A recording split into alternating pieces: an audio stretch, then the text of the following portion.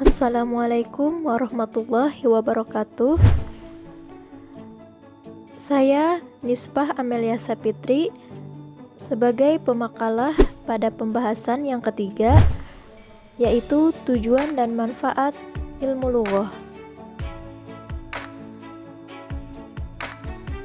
Pada materi kali ini, saya akan membahas mengenai pengertian ilmu lughah, objek kajian ilmu lughah, ruang lingkup ilmu lughah, tujuan ilmu lughah, dan manfaat ilmu lughah.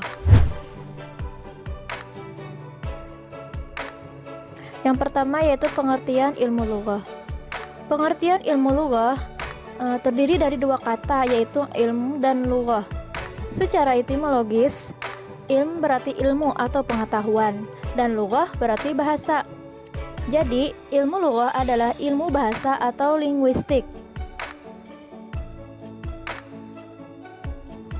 Adapun menurut linguis Arab, didefinisikan sebagai berikut. Huwal ilmu alladhi yubhasu fil lughah wa yattakhuzuha mawdu'an lahu fayudarrisuha min nahiyatin wa safiyatin wa tarikhiyatin wa muqarinatin.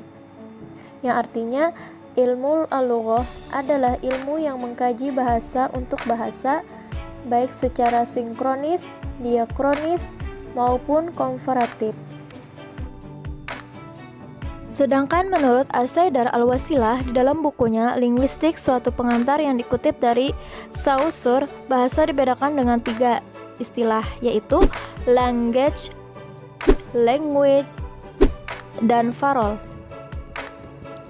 Kata bahasa dalam bahasa Indonesia memiliki lebih dari satu makna dan pengertian sehingga seringkali membingungkan.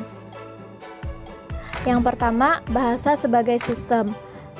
Kata sistem sudah biasa digunakan dalam kehidupan sehari-hari dengan makna, cara, atau aturan. Yang kedua, bahasa sebagai lambang. Kata lambang sudah sering kita dengar dalam percakapan sehari-hari. Umpamanya, dalam membicarakan bendera kita sang merah putih, sering dikatakan warna merah adalah lambang keberanian dan warna putih adalah lambang kesucian. Yang ketiga, bahasa adalah bunyi. Kata bunyi yang sering sukar dibedakan dengan kata suara sudah biasa kita dengar dalam kehidupan sehari-hari. Yang keempat, bahasa itu bermakna. Karena bahasa itu bermakna, maka segala ucapan yang tidak mempunyai makna dapat disebut bukan bahasa. Yang kelima, bahasa itu unik. Unik artinya mempunyai ciri khas yang spesifik yang tidak dimiliki oleh yang lain. Yang keenam, bahasa itu bervariasi. Setiap bahasa digunakan oleh sekelompok orang yang termasuk dalam suatu masyarakat bahasa. Dan yang terakhir yaitu bahasa itu manusiawi. Alat komunikasi manusia yang namanya bahasa adalah bersifat manusiawi dalam arti hanya milik manusia dan hanya dapat digunakan oleh manusia. Selanjutnya bagian B, objek kajian ilmu lughah. Objek kajian ilmu lughah itu ada 4. Yang pertama, linguistik teoritis. Itu bertujuan untuk mencari atau menemukan teori-teori kaidah-kaidah linguistik.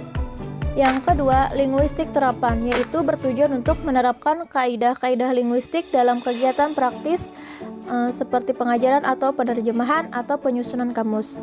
Yang ketiga, linguistik sejarah, yaitu bertujuan untuk mengkaji perkembangan dan perubahan suatu bahasa atau sejumlah bahasa, baik dengan memperbandingkannya ataupun tidak.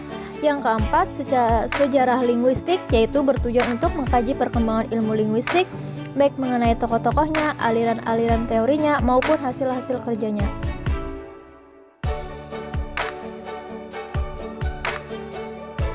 Selanjutnya yang C yaitu ruang lingkup ilmu lughah. Sebagaimana yang telah diketahui bahwa bahasa itu sangat kompleks dan universal, yang terdiri atas komponen-komponen yang satu sama lain berkaitan erat.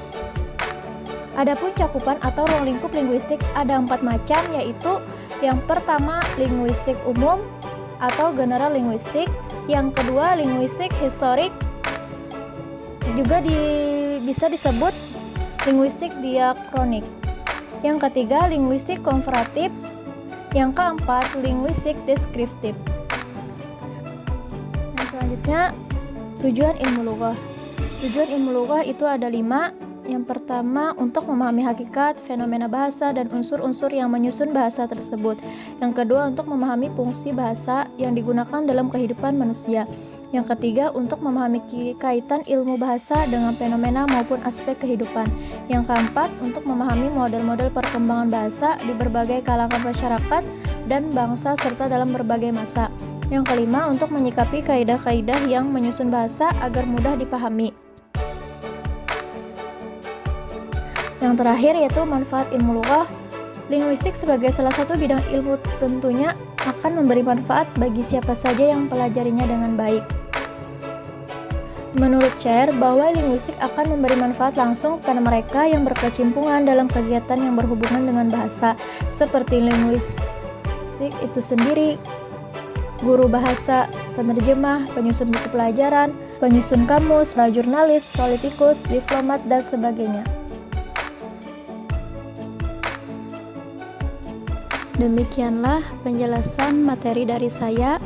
Salah hilaf mohon dimaafkan. Wabillahi taufiq wal hidayah. Wassalamualaikum warahmatullahi wabarakatuh.